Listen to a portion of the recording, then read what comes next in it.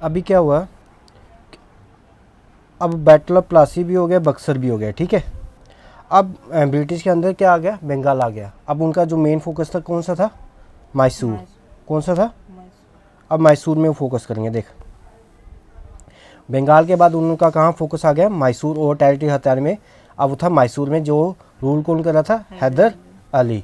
तो मैसूर में कौन और कौन किस किस की नज़र थी, मराठा की निज़ाम ऑफ हैदराबाद की थी, और इंग्लिश फ्रेंच ये सब चाहते थे कि मैसूर पे कंट्रोल इस्टेब्लिश हो। तो अब इनके बीच में भी ये सब मिलके और अब आपस में भी लड़ाई करेंगे इसमें कंट्रोल करने के लिए। तो हम देखेंगे पहली, second, third, fourth battle of Mysore. पहली बैटल कब हुई थी, 1767 से 69 में, ठीक है। तो यहाँ पे इंग्लिश वैसे तो हार ही गए थे, फिर उन्होंने ट्रीटी की थी, और ताकि उसके बाद उन्होंने क्या कहा था कि हम एक दूसरे की टेरिटरी को रिस्पेक्ट करेंगे, और इन्होंने ये कहा था कि जब भी तेरे को मुश्किल आएगी तो हम क्या करेंगे, कोई भी बाहर से अटैक करेगा तो हम क्या करेंगे, तुम्हारा साथ देंगे। किसका, हैदर अली का। समझ गया, आया समझ। अब देख, सेकंड बैटल हुई थी 1780 से 84। मराठा ने क्या किया था, ब्रिटिश को 2 बार हराया था, और हैदर अली तब मर गया था लड़ते लड़ते, ठीक है। वो लड़ रहा था लेकिन उस दौरान वो मर गया। उसके बाद उसके कौन बेटा आया, टीपू सुल्तान। फिर उनको एक ट्रीटी हुई, ट्रीटी ऑफ मैंगलोर। याद रखना कब हुई, 1784 में। वो याद रखना कब, सेकंड बैटल कब हुई थी, 80 से 84 में। फिर उन्होंने कहा कि हम एक दूसरे की टेरिटरी को करेंगे, रिस्पेक्ट करेंगे और शांति बहाल करेंगे। फिर उनके वापस लड़ाई होगी 90 से 92 तक, ठीक है। इस बार इंग्लिश ने क्या किया, उसकी जो कैपिटल थी श्रिंगनापट्टनम में आगे क्या है उसको कब्जा कर लिया। फिर उनके बाद समझौता हुआ जिसको हम बोलते हैं ट्रीटी ऑफ श्रिंगनापट्टनम। इसमें क्या किया, मैसूर को अपनी आधी टेरिटरी देनी पड़ी, ठीक है, इसको इंग्लिश को देनी पड़ी। समझ गया। अब देखो, टीपू को क्या बोलते थे हम, टाइगर ऑफ मैसूर, क्योंकि उसने एक बार टाइगर को मारा था जो उस पर अटैक कर गया था, ठीक है। चौथी बार, लास्ट फाइनल बार हुई 1799 में। इसमें क्या हुआ, इंग्लिश ने फिर वापस से चढ़ाई कर दी उनमें, और टीपू यहाँ पे लड़ते लड़ते मर गया, ठीक है। और फाइनली उन्होंने कब्जा कर लिया श्रिंगनापट्टनम को, और उन्होंने क्या क्या हथियार लिया, कनारा, कोयम्बटूर, दारापुरम और एंटायर कोस्ट ऑफ मैसूर। इस तरीके से उनके मैसूर उनके हाथ में आ गया। अब मैसूर के बाद किसकी बारी आई, मराठा की बारी आई, ठीक है। मराठा चाहते थे कि हम पूरी दिल्ली में राज करें, इंडिया में राज करें, लेकिन थर्ड बैटल ऑफ पानीपत में वो हार गए। इसके बाद क्या हुआ, मराठा डिवाइड हो गए अपने कई कई गुटों में, सिंधिया, गायकवाड़, भोसले, होलकर, समझे, उनके अपने अपने ग्रुप थे, उसमें बट गए। और हर एक डायनेस्टी का एक चीफ होता था, और chief held together in a confidence under Peshwa. ये आपस में ऐसे बटे हुए थे, इनके ऊपर क्या होता था, पेशवा होता था। लेकिन हार के बाद ये थोड़ा सा कमज़ोर हो गया था, आपस में ही लड़ते रहते थे। अब देखो आगे कैसे अंग्रेज इनका फ़ायदा उठाएंगे। इसमें से 2 एक मिलिट्री रूलर थे, एक थे महाजिदी सिंधिया, एक नाना फडणवीस, ठीक है। फडणवीस और महाजी सिंधिया जो था, ये 2 ग्रेट मराठा सोल्जर थे। जो पेशवा जो थे ना, वो मिलिट्री और एडमिनिस्ट्रेटिव, जो मिलिट्री का कमांडर था, और एडमिनिस्ट्रेटिव समझता ना, जो पॉलिटिकल चीज़ था उसका हेड था वो पेशवा, ठीक है।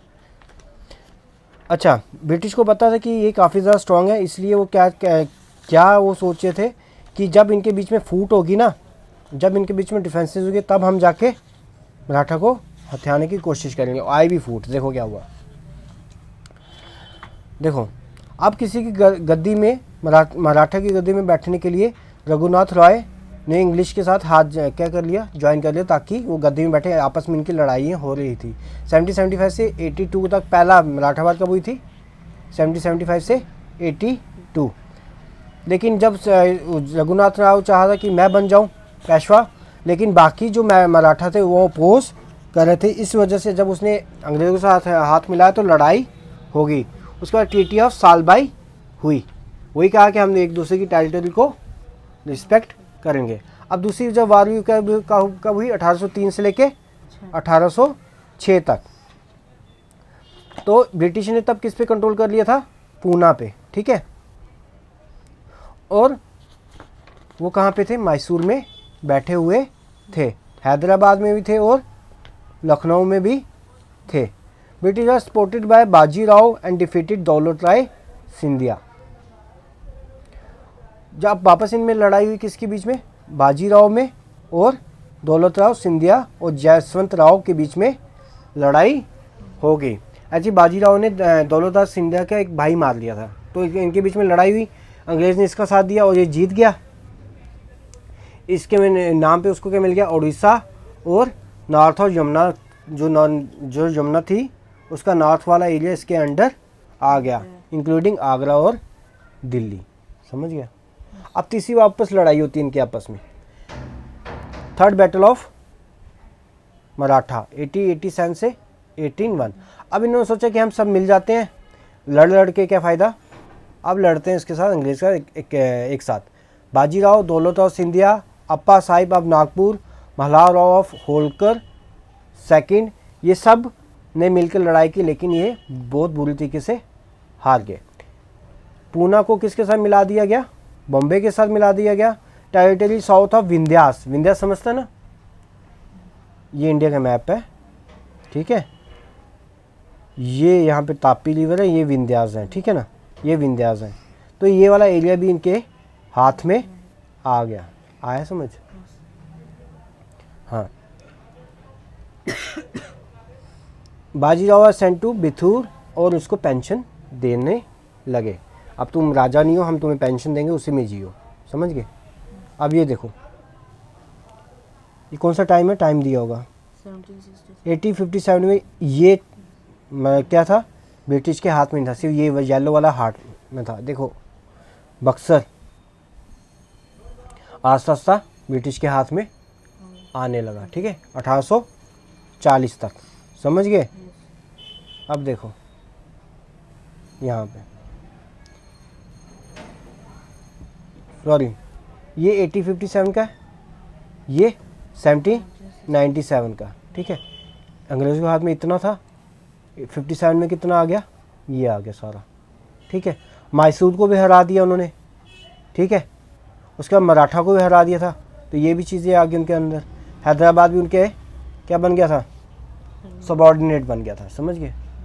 बाद में ये भी इनके अंडर आ गया था। समझ गया? अब देखो, देखो अब इनकी क्या पॉलिसी थी?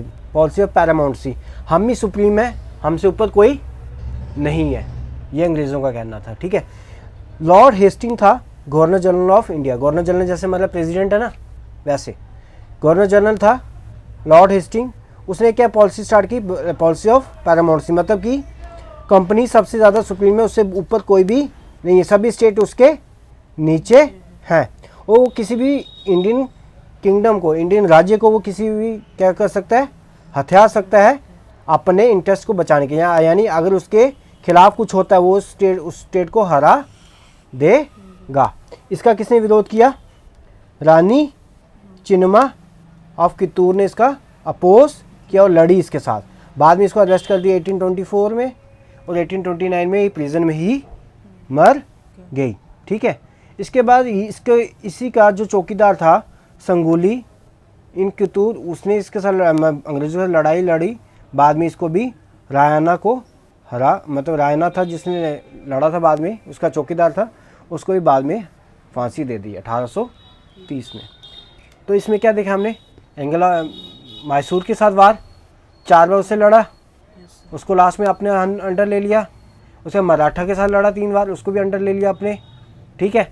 और बाद में कहा मैं ही सुप्रीम हूँ, मेरे से ऊपर कोई नहीं है। समझ गए?